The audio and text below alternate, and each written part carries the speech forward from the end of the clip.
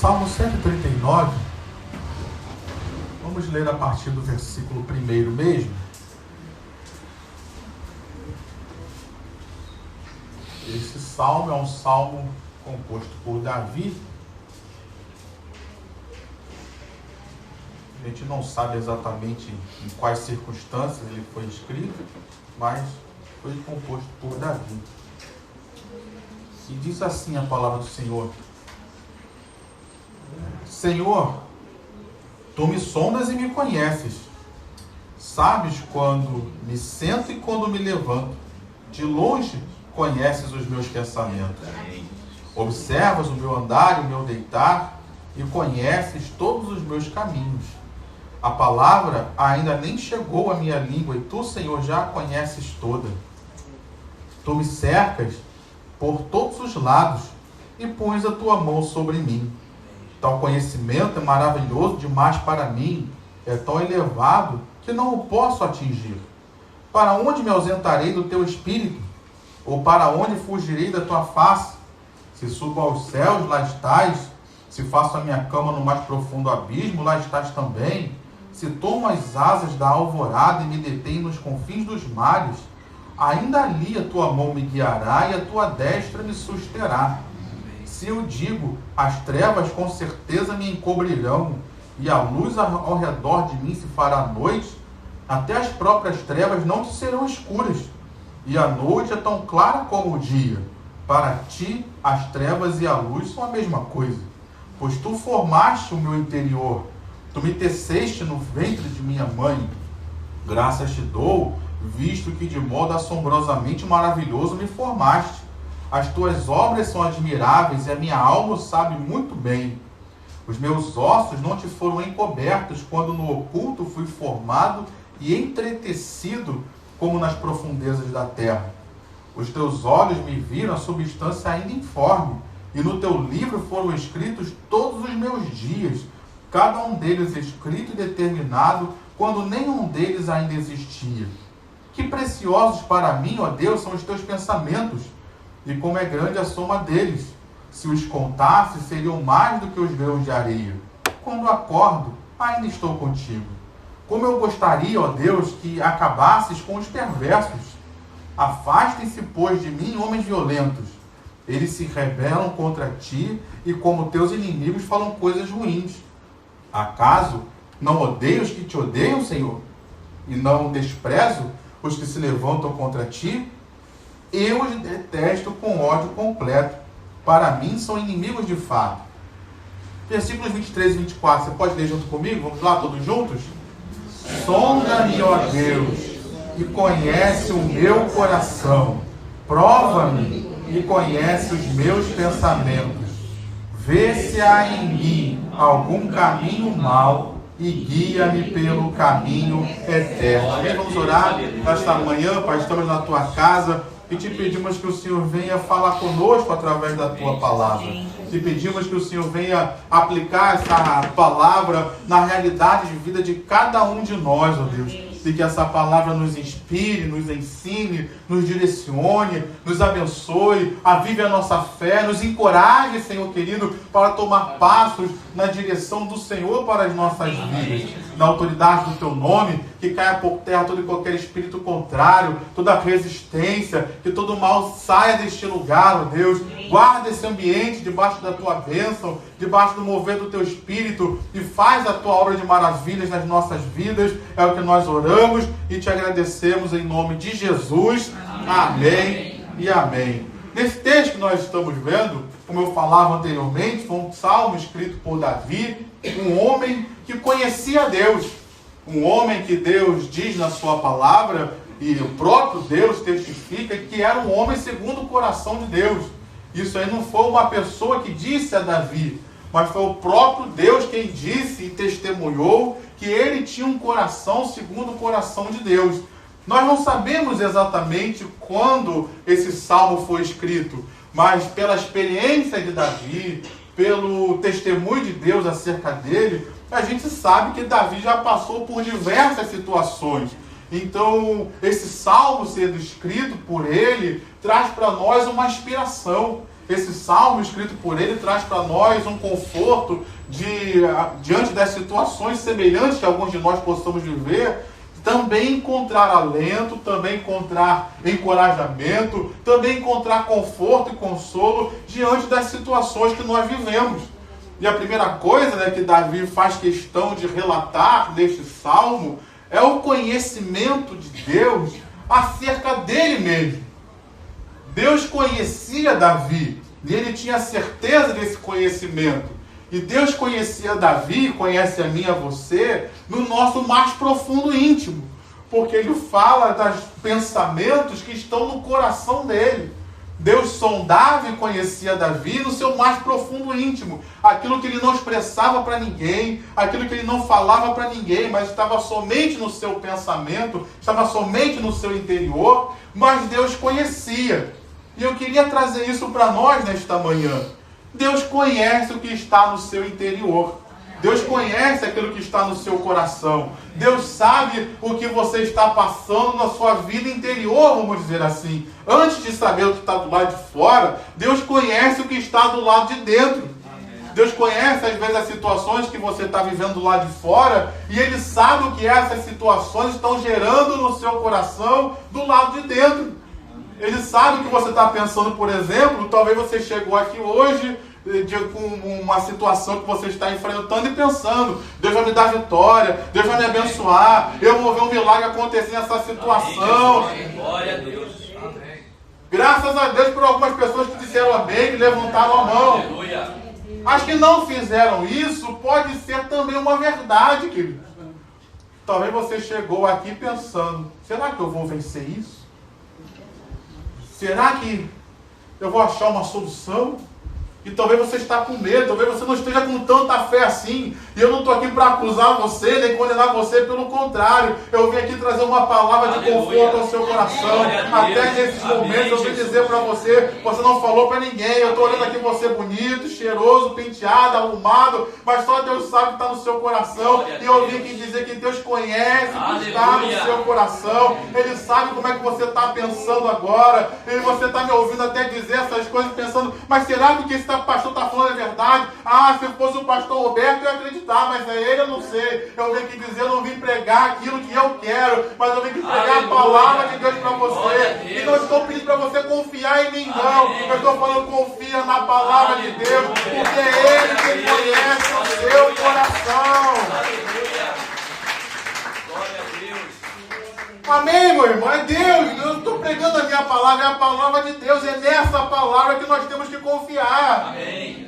Então eu não sei qual situação Davi estava enfrentando, mas certamente esse salmo ele é fruto de experiências que ele teve com Deus, de diversas situações que ele enfrentou, e ele percebeu que nisso tudo Deus conhecia em primeiro lugar o coração dele, como ele estava. Seja alegre, como por exemplo quando ele trouxe a arca de volta para Jerusalém, para a adoração em Israel, e restabeleceu o templo, o louvor, e a Bíblia fala que ele entrou pela cidade dançando, louvando. Imagina como é que estava o coração de Davi, cheio de alegria, cheio de regozijo por estar adorando a Deus e trazendo a adoração de volta para Israel. É por isso que ele compôs o Salmo 122. A gente lê aquele salmo às vezes, não presta atenção, mas lá diz: alegrei-me quando me disseram, vamos à casa do Senhor. Davi estava testemunhando: nós ficamos sem adorar a Deus durante 40 anos, que foi o período de reinado de Saul. A arca foi perdida, a gente não buscou mais a arca, mas agora eu me alegrei, porque eu ouvi Israel dizendo: alegrei-me, vamos à casa do Senhor. A adoração voltou a Israel. Olha a alegria do coração de Davi. Amém, Jesus. E Deus conhecia isso, Deus se regozijava nisso. Mas Deus também conhecia o coração de Davi. Quando ele vai se esconder junto aos filisteus, o povo inimigo, e ele fala: eu vou ficar aqui e me guarda a minha família, até que eu saiba o que Deus quer de mim. Imagina como é que estava o coração de Davi. Ele sendo ungido rei e Saul perseguindo, tentando matá-lo. Imagina o conflito. Deus me chamou ou não me chamou? Ele me chamou para ser rei, mas eu estou sendo perseguido, quase morto aqui. Será que eu vou morrer? Será que não vou? E Deus conhecia o coração de Davi, queridos. E Deus também conhece os nossos corações. Ele sabe no que você está pensando. Ele sabe como estão os seus sentimentos diante das situações que você está enfrentando. E eu vim aqui trazer uma palavra de Deus para você. Ele não só sabe, mas assim como ele esteve com Davi em toda a sua jornada, ele está com você neste momento. Ele está cuidando de você neste momento. Ele está preparando e providenciando já uma solução para essa situação que você está enfrentando. E a promessa dele vai se cumprir na sua vida. Talvez você chegou aqui cheio de dúvidas, cheio de questionamentos. Eu não sei por que caminho seguir, eu não sei o que fazer. Eu sei de uma coisa, meu irmão, confie em Deus, porque Ele conhece o seu coração. Ele lembra aquilo que Ele prometeu a você, e tudo que Ele falou vai se cumprir na sua vida. E aí então Davi, ele fala da percepção de Deus em todas as áreas da sua vida. Porque Deus conhecia quando ele se levantava, quando ele sentava, quando se levantava. Deus conhecia o andar e o deitar. Deus conhecia tudo que envolvia ele. E eu quero trazer essa realidade para nós. Às vezes a gente não tem essa percepção. Tem pessoas que acham que Deus só olha para o coração dele quando ele está na igreja. Não. Deus, ele é, como diz aí, onisciente. Ele nos conhece em todos os lugares.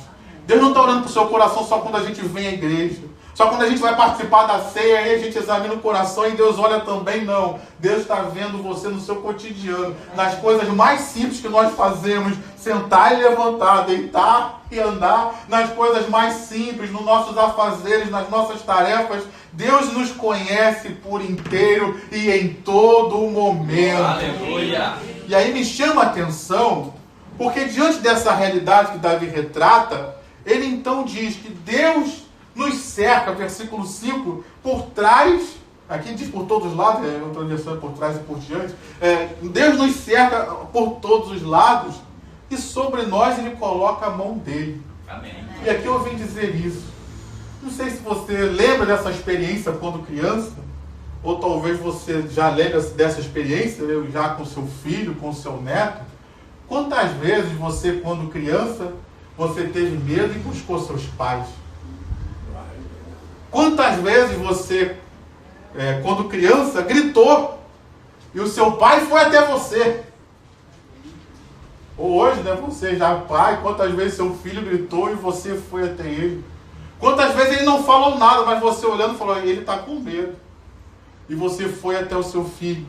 E a primeira coisa que você normalmente faz você fala alguma coisa, calma meu filho. E você... aprendi com o pastor Roberto, contato físico, coloca a mão sobre o seu filho, traz ele para junto de você, dá um abraço. E aqui Deus está falando isso conosco. Eu não só conheço você, mas eu estou perto. Seja a situação que você esteja vivendo, a minha mão está sobre a sua vida. Amém. Para trazer um afago, para trazer um conforto, para dizer, ei, não precisa se desesperar, eu ainda estou aqui. Eu me lembro do milagre que aquele leproso recebeu. Ele viu Jesus passando no caminho e falou, mestre, tenha misericórdia de mim, se o Senhor quiser, o Senhor pode me purificar. Jesus olhando para aquele homem que era abandonado, esquecido da sociedade, ninguém chegava nem perto dele, quanto mais encostar nele, a primeira coisa que ele fez foi tocar naquele homem, dizer, eu quero, seja limpo. E Jesus está dizendo para mim, para você nesta manhã, eu não sei o que você está enfrentando, eu não sei quais situações você está amedrontado, mas a palavra de Jesus para nós eu estou estendendo a minha mão, glória, eu estou me aproximando, aleluia, eu estou encostando em você e dizendo, amém, tenha fé, meu filho, eu estou contigo, tenha fé, você não está sozinho. Receba conforto, receba consolo, receba graça nesta manhã para permanecer firme diante dessas situações que você está enfrentando, porque o Senhor está ao seu lado.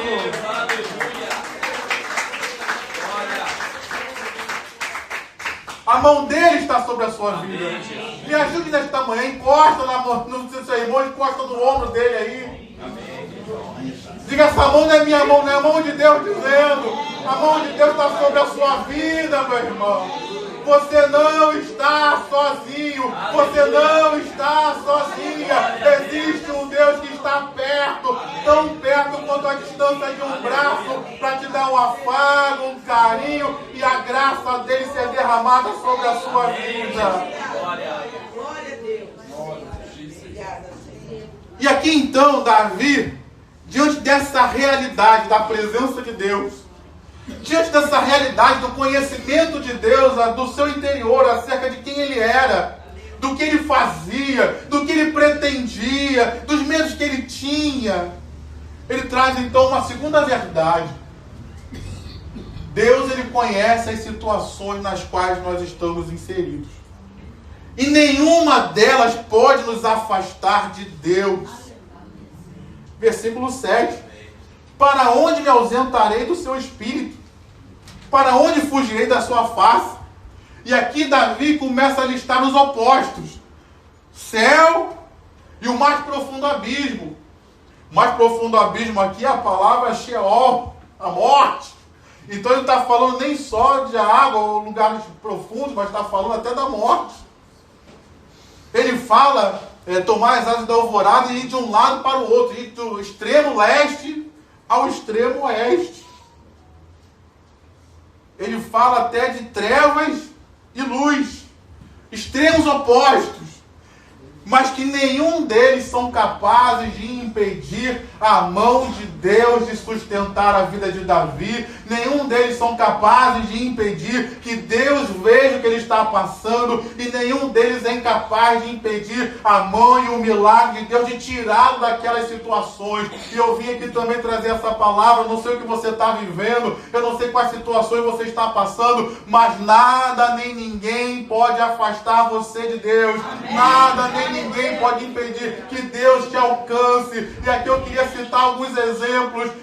Meu irmão, lá em Daniel capítulo 3, um texto que todos nós conhecemos, lá Sadraque, Mesaque, Abednego, eu gosto de usar os nomes hebraicos, né? Misael, Ananias e Azarias, foram lançados na fornalha de fogo, porque diziam que eles queriam que eles adorassem lá a imagem do rei da Babilônia, e ele falará: rei, fique sabendo de uma coisa, nós não vamos adorar a essa imagem. Se Deus quiser nos livrar, ele vai nos livrar, mas se ele não quiser, ainda assim nós não nos prostraremos diante dessa imagem. O rei falou: tá bom, lança esses três lá naquela fornalha. E lançaram, e para surpresa de todos, começaram a olhar, tinham 3 pessoas dançando, se regozijando e caminhando, e de repente a 4ª pessoa da fornalha apareceu, que era o próprio Senhor, dizendo que não tem fornalha que vai impedir de eu agir em favor do meu povo, não tem fornalha que vai impedir, não tem império babilônico que vai impedir, não tem ídolo que vai impedir que eu venha agir e socorrer os meus filhos. Se você está numa fornalha, meu irmão, eu vim aqui trazer uma palavra de Deus para você. Deus está nessa fornalha contigo, e você ainda vai sair dela mais forte, mais poderoso, mais abençoado na presença do Senhor. Aleluia. Glória a Deus. Certa vez um homem foi rebelde e desobediente a Deus, e por conta disso ele foi parar no ventre de um peixe. Cadê os irmãos da escola bíblica? Qual foi o profeta desobediente que foi parar no ventre de um peixe? Isso aí. Ponto para todo mundo. Jonas.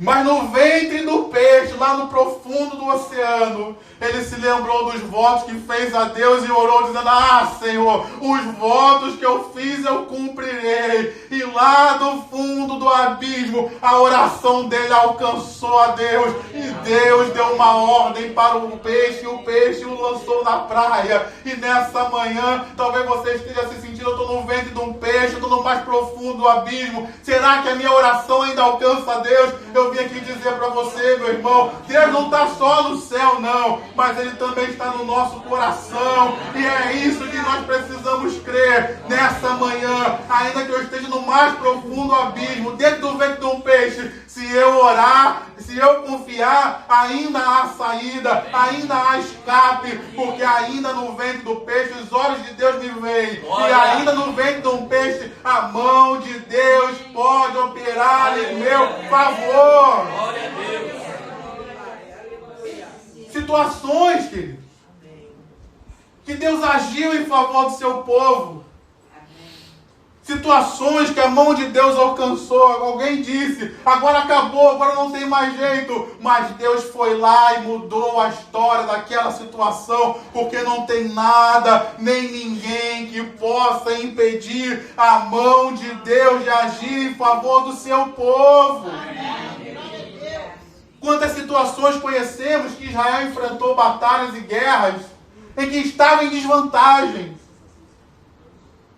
mas que a mão de Deus agiu. A mão de Deus se manifestou e as situações foram transformadas. Pensando sobre o exemplo de Jonas, pensa, queridos, que quando Deus quis mudar a história da cidade de Nínive, quantas pessoas ele enviou? Uma. Você iria, meu irmão?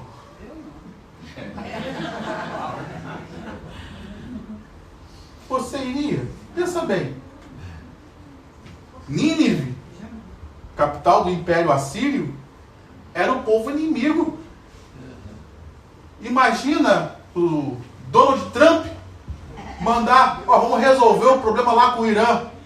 Vou mandar um soldado. Tu acha que o soldado vai sozinho? Sem um exército, sem logística, sem rádio, sem ninguém, não vou levar nem um cachorro para ajudar. Jonas foi sozinho, querido. Um homem só pode vencer todo o império idólatra? Obrigado. Com Jesus, sim.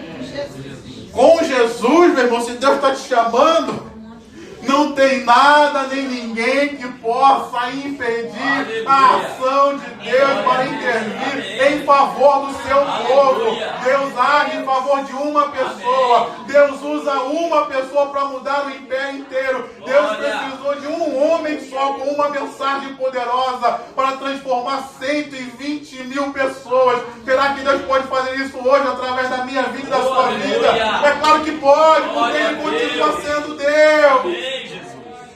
Então eu não sei qual situação você se encontra. Não sei se você está no céu ou se você está no abismo. Não sei se você está no leste ou no oeste, na luz ou nas trevas. Mas de uma coisa eu sei. A mão de Deus está sobre a sua vida. E Ele está agindo em seu favor. E não são essas situações que vão impedir o milagre de Deus acontecer na nossa vida. Amém, meu irmão? Amém, minha irmã? E aqui então ele trata, deixa eu avançar, ele trata de uma outra questão. A partir do versículo 13, ele trata então da ideia de que ele não era obra do acaso. Havia um plano de Deus com a vida de Davi. Havia um plano de Deus com a vida dele, um propósito de Deus com a vida dele. E isso foi marcado, Deus o conhecia, mesmo antes dele nascer. E naquela época não tinha ressonância, naquela época não tinha tomografia, naquela época só tinha Deus para dizer se o sexo era masculino ou feminino. Então, Deus conhecia ele desde o ventre. E naquela época, por não ter essas coisas, se a gente pensar bem, quando uma criança ela é gerada, nem sempre a mãe tem a percepção de que aquele filho foi gerado. Hoje em dia é mais difícil acontecer isso, mas anos anteriormente, alguns anos atrás, quantas mulheres só descobriram que estavam grávidas, às vezes na hora do parto, ou às vezes quando começava a sentir contrações, ia para um médico, aí eu pensava, você está grávida? Que? Eu estou grávida? Ela não tinha percepção, às vezes era 6 meses, a mulher ia engordando, e não tinha essa ciência que a gente tem hoje.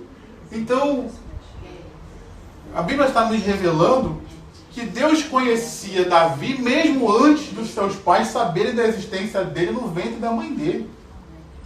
Já havia um propósito ali. Já havia uma intenção de Deus com a vida dele. Eu queria trazer isso para nós também. Há uma intenção de Deus com a sua vida. Amém. Há um propósito de Deus com a sua vida. Não sei como é que você foi gerado, não sei em que família você nasceu, se é que você nasceu numa família.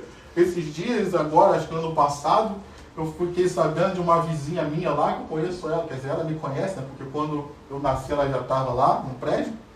E eu fiquei sabendo que ela era adotada, eu não sabia. Então ela nasceu, já viveu num orfanato, ela não conheceu os pais. Então olha só, talvez você tenha uma situação assim. E nessas situações a gente pensa, será que Deus me escolheu para isso? Será que alguma coisa, meus pais não planejaram a minha vida, eu fui parar no orfanato, fui parar no não sei o quê?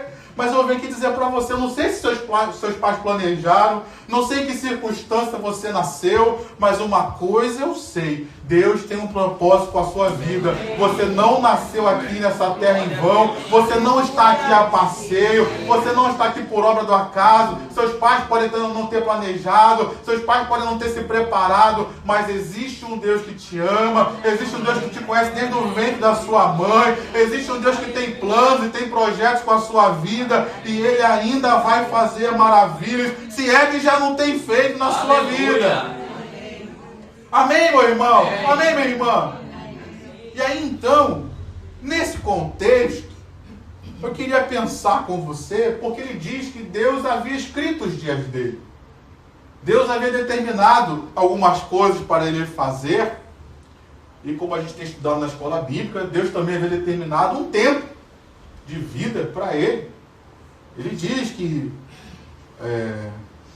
os teus olhos, versículo 16, viram a minha substância ainda informe. Era um embrião ainda.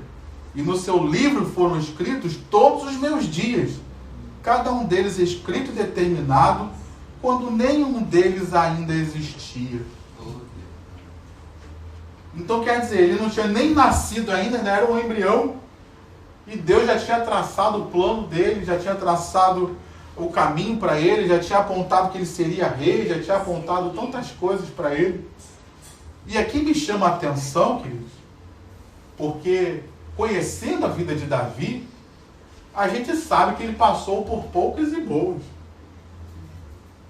Ele está dizendo que Deus tinha um propósito com ele, mas ele nasceu na família que a gente sabe que ele era o filho mais novo. Sendo o filho mais novo, na cultura de Israel, na nossa cultura não é tão assim, mas na cultura de Israel há uma valorização do filho primogênito, diferente da nossa cultura. Lá é uma valorização muito maior. O filho primogênito recebe porção dobrada da herança. O que isso quer dizer na prática?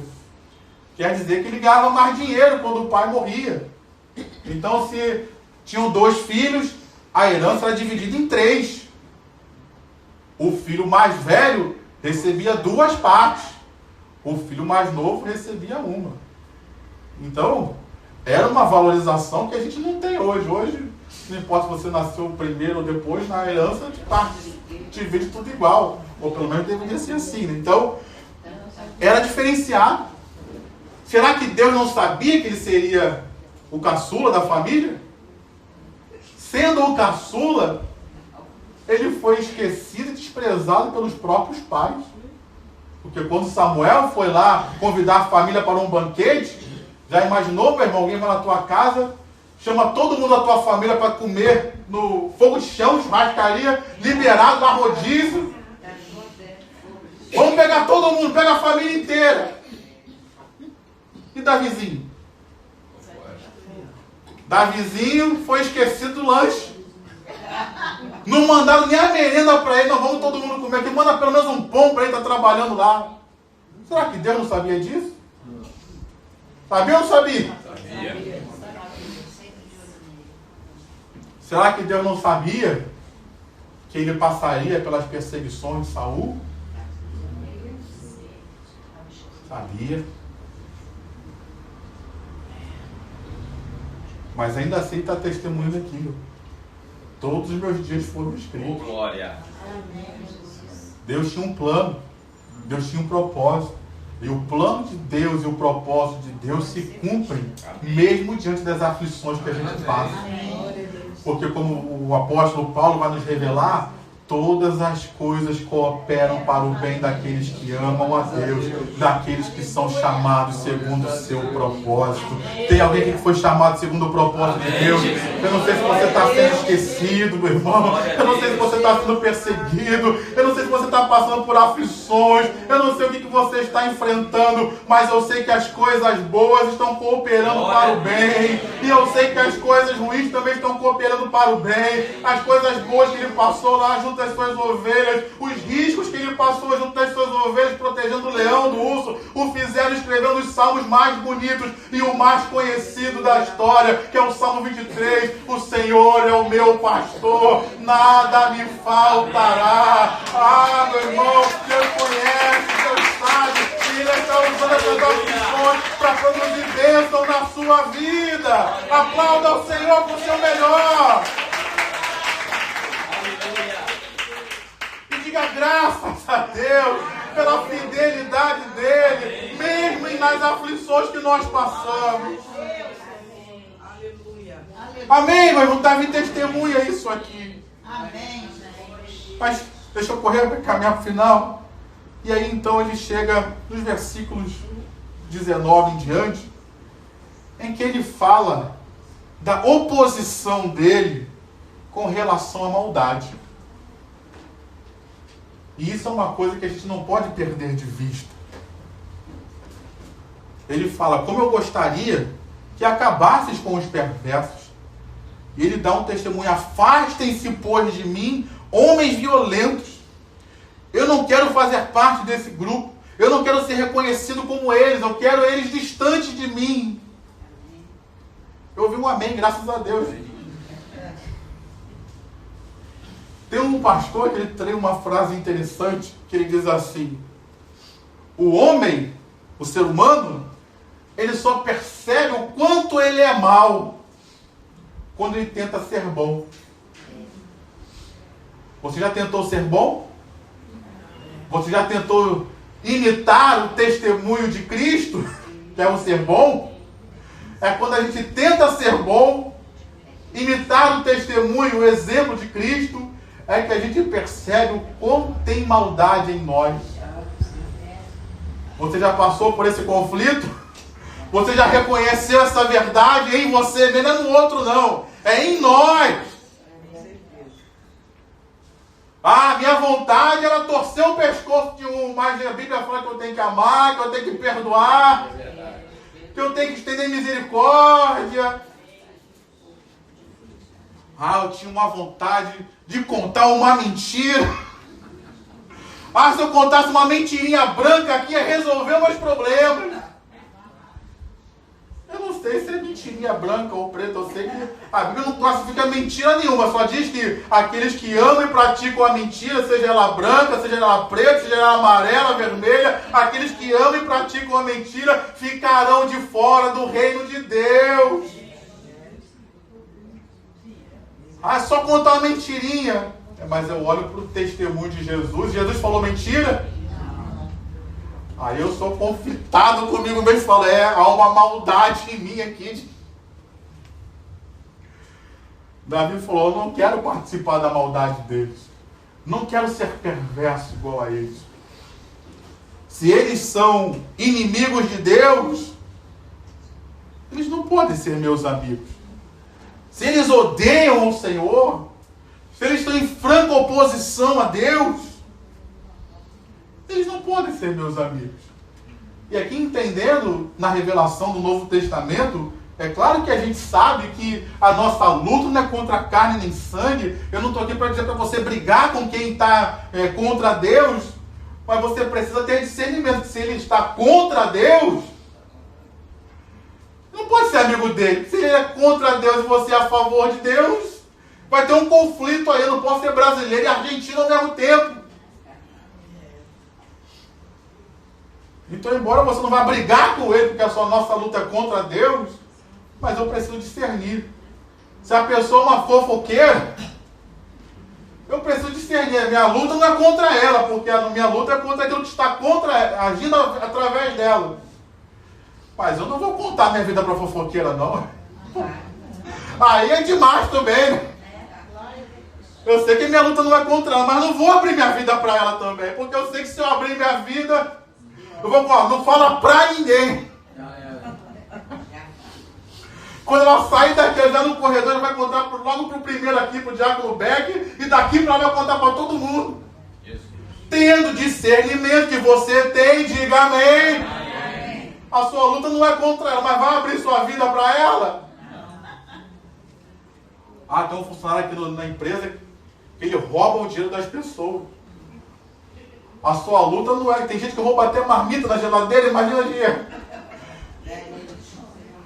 Teve um irmão que roubaram a marmita dele e foi no dia seguinte e botou lá um adesivo. Deus está vendo.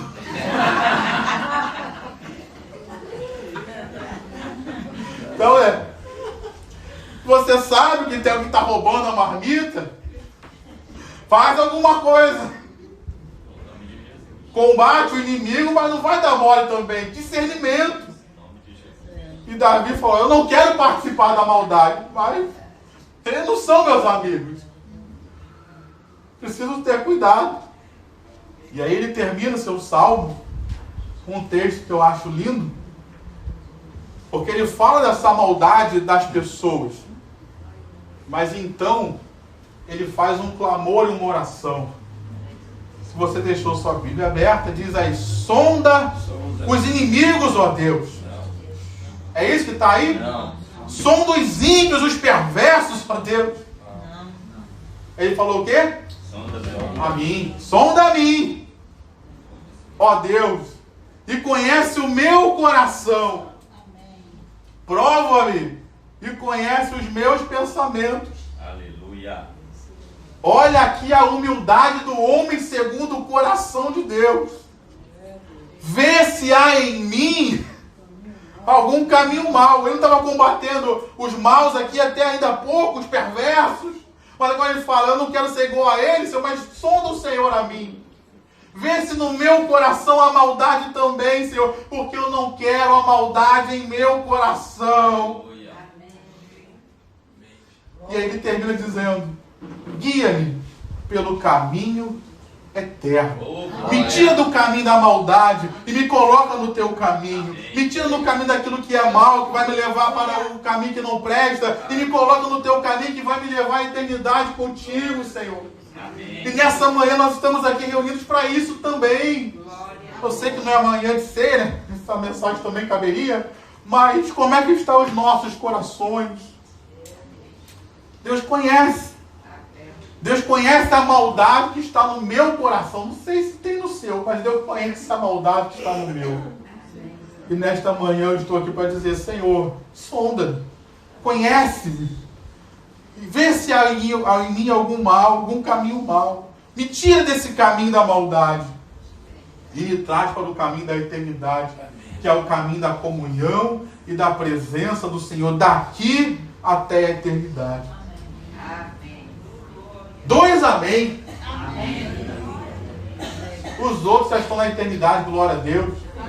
Eu ainda vou chegar lá. Amém? Você pode aplaudir ao Senhor com o seu melhor. Se coloque de pé.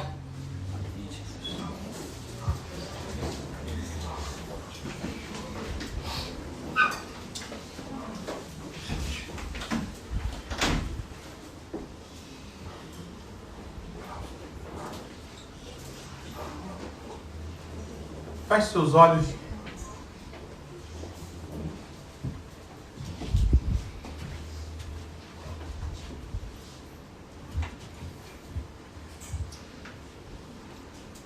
Pai querido, nessa manhã, nós estamos aqui reunidos na tua casa. E como nós falamos aqui, cada um está enfrentando uma realidade de vida. O Senhor conhece a cada um de nós. Como o salmista disse no início, Senhor, o Senhor me sonda e me conhece. Já no final ele pede, já que o Senhor me sonda e me conhece, me guia, Senhor, pelo teu caminho. Talvez meu irmão aqui chegou pensando tantas coisas, talvez desesperançoso, talvez com a sua fé abalada devido a alguma coisa que está enfrentando ou enfrentou. E eu venho aqui dizer, Pai, que o Senhor conhece cada um deles. E o Senhor conhece também cada uma das situações que cada um aqui está enfrentando. Seus medos, as circunstâncias, seja na família, seja no trabalho, seja na sua vida pessoal, na sua vida ministerial, na sua família, na sua vida financeira, seja o que for, Pai, o Senhor conhece. E seja qual extremo que ele possa estar, ou entre eles, nada pode impedir a tua intervenção nas nossas vidas. Amém, Jesus. Então, nesta manhã, te pedimos, Senhor, age em favor do meu irmão, da minha irmã. Amém. Muda em primeiro lugar os nossos corações. Muda em primeiro lugar os nossos pensamentos. Tira esse pensamento de derrota. Tira esse pensamento de morte. Tira esse pensamento de agora acabou, agora não tem mais jeito. Tira, Pai, esse pensamento de desesperança, Senhor.